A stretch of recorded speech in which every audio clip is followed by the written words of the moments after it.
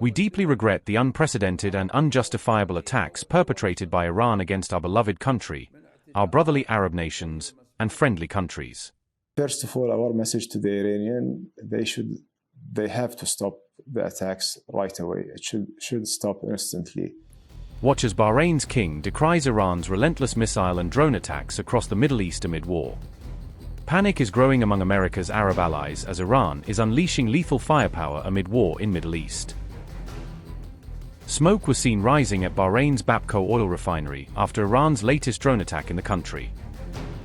United States issues evacuation order after confirming another soldier casualty in an Iranian attack in Saudi Arabia. Is Trump's close ally Qatar accepting defeat as Prime Minister seeks urgent de-escalation of hostilities? Iran appears to have intensified its attacks across the Gulf on March 9th, with new strikes and fires reported even as the wider war grinds on. Thick smoke was seen rising from the direction of the Bapco oil refinery in Bahrain, according to witnesses cited in regional and international reports. The Times of Israel and other outlets relayed accounts of the refinery attack, citing an eyewitness who described large plumes of smoke and emergency responses around the site. Bapco is Bahrain's main oil refinery and a crucial facility in the kingdom's energy sector, making any damage or disruption there strategically significant.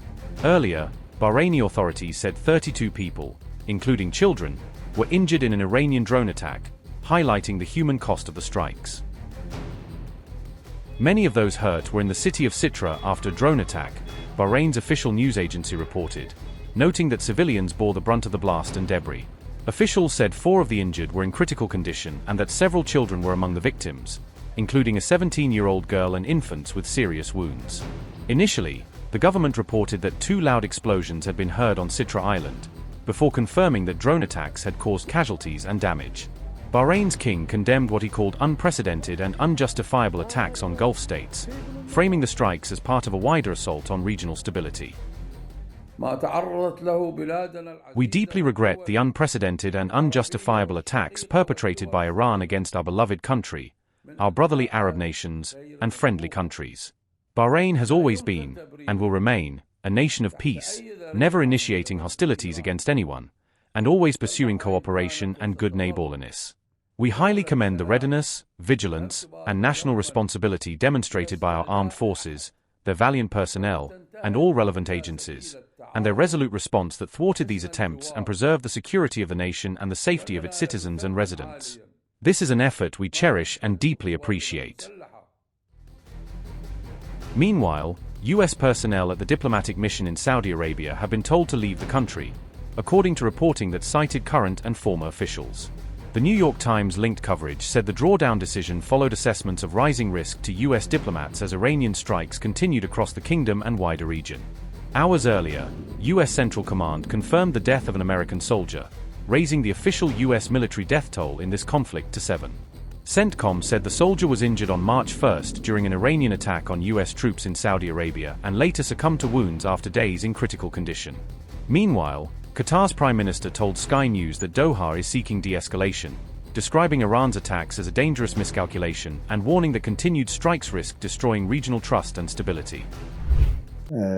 Unfortunately, there are some justifications and pretexts that they've been using to justify these attacks on the state of Qatar and the other countries, which is totally rejected, and no one will be able even to justify them. There's a big sense of betrayal. This is the second time. That's why it's also for us. It's been something really significant to see the attack, which was showing that being pre-planned. Once the war started, just maybe an hour after the start of the war, Qatar and the other Gulf countries being attacked right away. And all of us before this war, and repeatedly we've been saying and repeating that we are not going to take part of any attacks or any wars against our neighbors. We would like to see a peaceful neighborhood. We were helping Iran and the United States in reaching diplomatic solutions. But this miscalculation by the Iranians to attack the Gulf countries has destroyed everything. We would be like the glimpse of hope to bring some diplomatic solutions to the current conflict, and to be, to be attacked by one of the parties of that conflict. We will prioritize, of course, defending our country and making sure that our people's lives goes normally, and they, as much as possible, they don't feel these threats coming to our countries. First of all, our message to the Iranian, they have to stop the attacks right away. It should stop instantly. What happened is really a huge shakeup for the trust in the relationship that we have with Iran. We will continue talking to the Iranians. We will continue trying to seek de-escalation. At the end of the day, they are our neighbors. It's a destiny.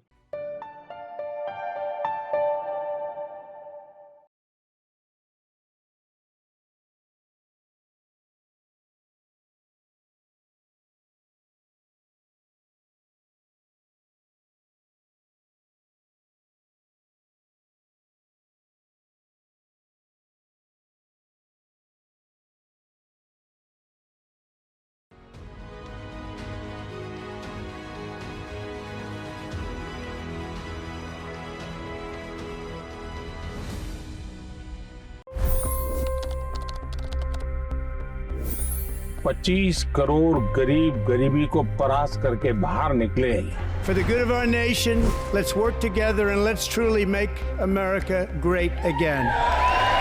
The fastest news breaks. Requested PM saying that look, you will have to speak to Putin and to Zelensky. The biggest news makers. The relationship with India is probably the most important bilateral relationship the U.S. will have for the rest of this century. The capital delivered quite an election result today. Expert analysis. The million-dollar question today is how to stop this dance of death. Ground reports. I'm standing at the crossroad of the Kumbh Mela. Behind me are more than 100 entry ghats. Long-form interviews. Exclusionary politics is reflected in Manipur case as well. You don't bother because this is a small state. Deep dive into burning issues. It's often said DRC could be the richest country in the whole world. It's because of what sits underneath. Why exactly did the US topple the Sheikh Hasina government? HD videos. We don't just break news, we break it down.